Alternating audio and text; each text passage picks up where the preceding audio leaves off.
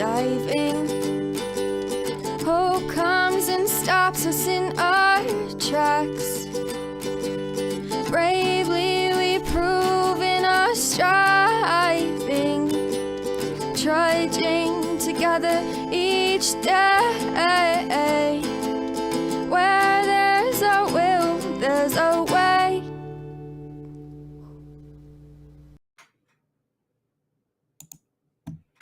Good afternoon. I'd like to tell you it's been a busy day, but it hasn't. I got up late.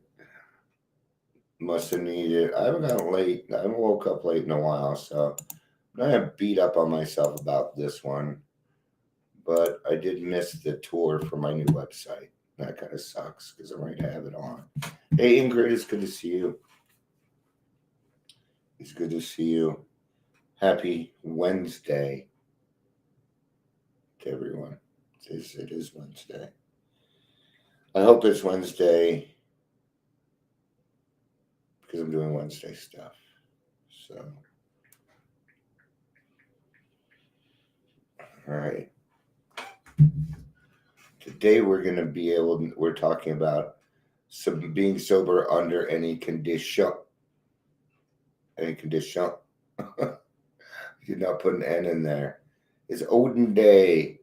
Back to school? It's Odin's Day. That's fantastic. Or is it Odin Day as in the god Odin? Is it Happy Odin Day? I'll go with it. I'm fine with it. Anytime we can encourage or build up our children, I'm gonna do it. When I'm talking to somebody and they have children and they're like, I'm sorry, I'm like, no, children are first, man. I can wait.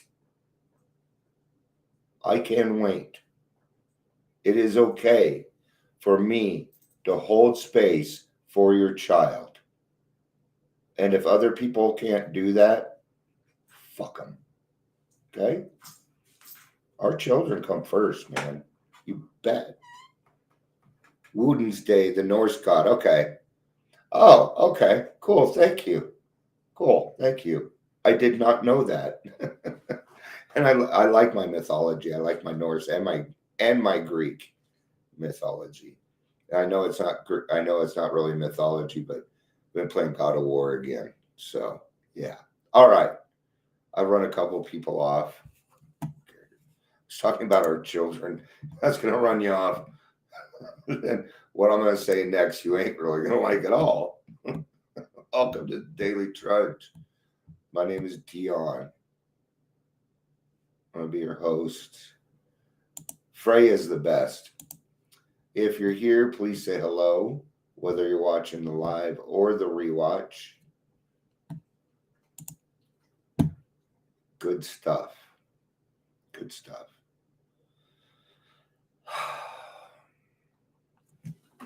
This is a reading, okay? But I wanted to start out with a little bit of my story. Did you guys just see that shoot across? I have no idea what that was. Must have been a fly or something, but there isn't anything. Anyway, doesn't matter. There's nothing in our house right now. That's not the topic here. So when I was 18 and a half, this would have been March 16th of 1989. I entered a place called the Phoenix Concept. And the Phoenix Concept was a shelter for homeless alcoholics. Ding! And I was living on Skid Row. I'd been living on the streets for about a year, but I'd been on Skid Row about a month. It was about a month that I lived actually downtown on Skid Row. Okay. Hi, Amber. Good to see you. And let's remember this was like 1989. Okay, 1989, 1990. And the world was a lot different then. But I lived in a place called the Phoenix Concept, and it was it was run by homeless alcoholics, and we paid our rent every month. Okay, through our own contributions. See, the Phoenix concept was set up under the 12 traditions. And what we did is we would make piggy banks and plaques and various other things to put for display out front, and then people would come down for meetings and or events, and they would donate for those things.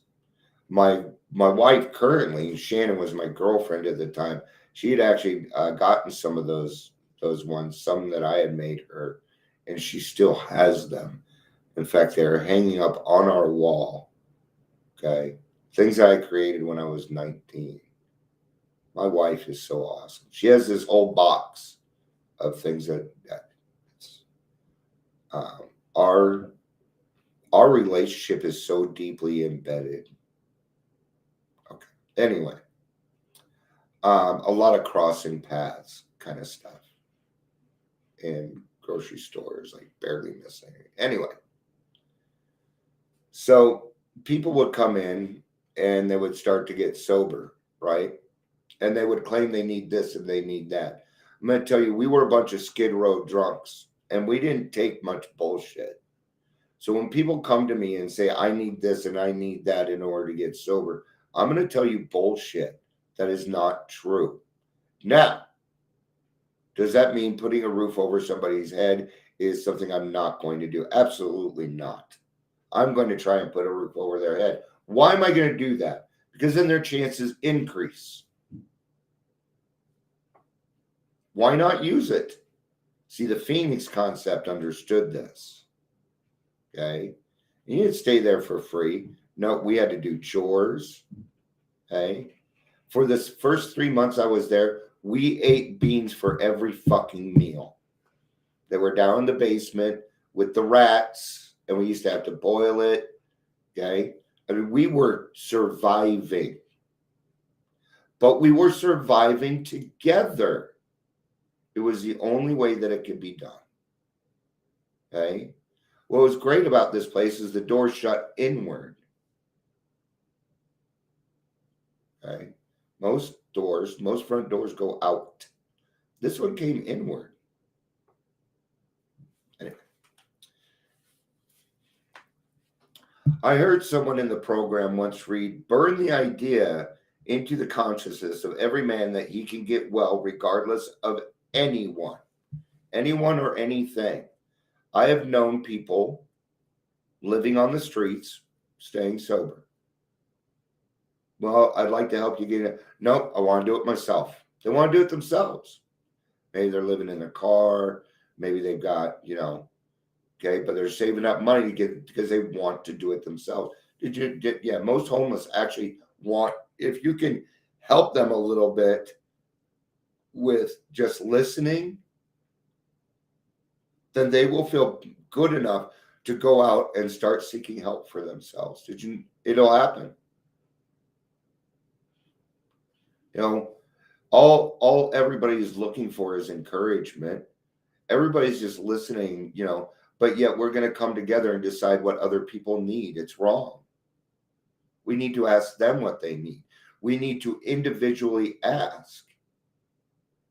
You can't just say, oh, men's mental health or women's mental health. Everybody is an individual also. So we must get down to causes and conditions for them. We must say, yes, it is okay for you to take up space. I was just on with my sponsor. He apologized several times for changing his laundry while we're talking. I'm like, I don't fucking care. We don't need to appease either. He didn't owe me an explanation. Oh, he wants clean clothes. Got chores to do. So fucking what? I do chores in meetings all the damn time. I'm not going to apologize for it. All right. The only condition is that he trusts God and clean house. That's it. Last week, my wife was having a hard day. She was worried. because our client had passed, and that meant there goes our money. It's our money. See, when clients pass, it isn't just the, okay. Well, it's a week later, and everything's fine. Right? She found a really good job, something that she likes. No more money. Okay. Because I was talking to her, she's like, I'm worried about it. I said, you know what? I understand that you're worried about it, and that's valid. I'm a little concerned too. But I do know that God did not bring us this far just to drop us off. Nope. He's got your back. If he's got anybody's back, he's got your back. Okay. So don't worry about it. She had a better day. All right. That is what step 7 means to me, and that I'm going to clean house and will have all the help I need. Do I realize by taking the 7th step, I'm not really giving a thing, but instead getting rid of what might lead me back to my addiction and away from my peace of mind?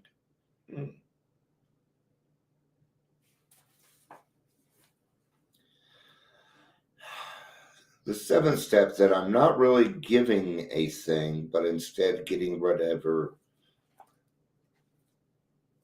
It'd be a beautiful, beautiful, beautiful world, and so much easier if my character defects were removed. But unfortunately, it's not how it worked for me. I still have my character defects. I still get angry. It's the action after that matters.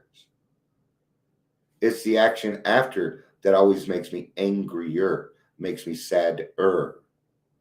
Instead of just saying, yes, that's my emotion.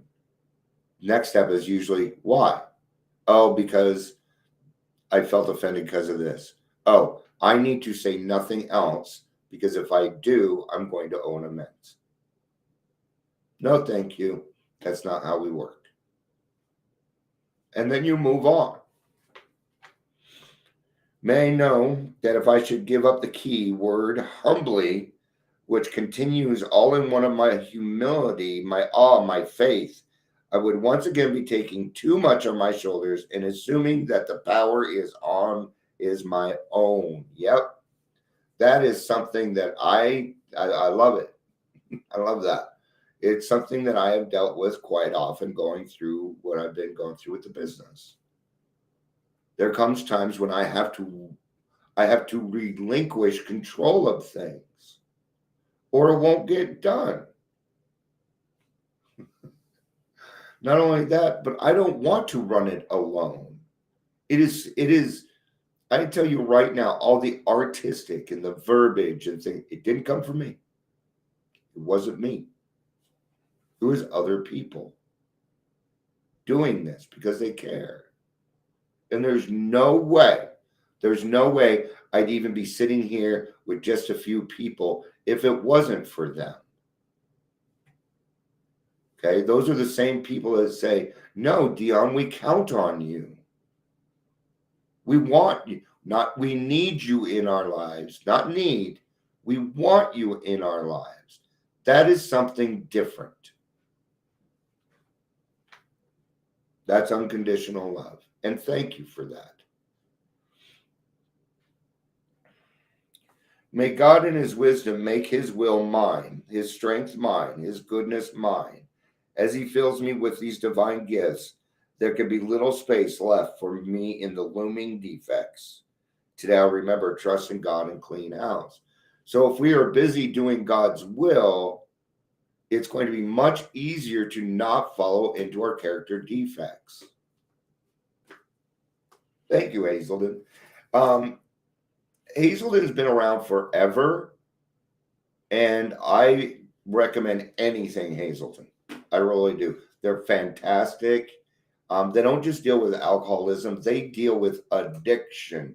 They were the first people, and Hazelden is a fantastic company. I wish more people touted them.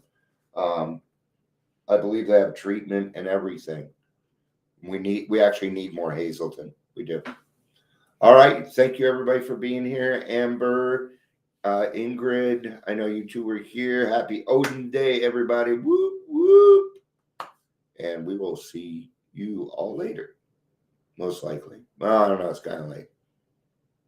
But to me, it feels like 10 in the morning still. So. All right. Hopefully, we'll see you all at the 3 o'clock meeting. If not, we'll see you around. I love you. Peace out and have a day.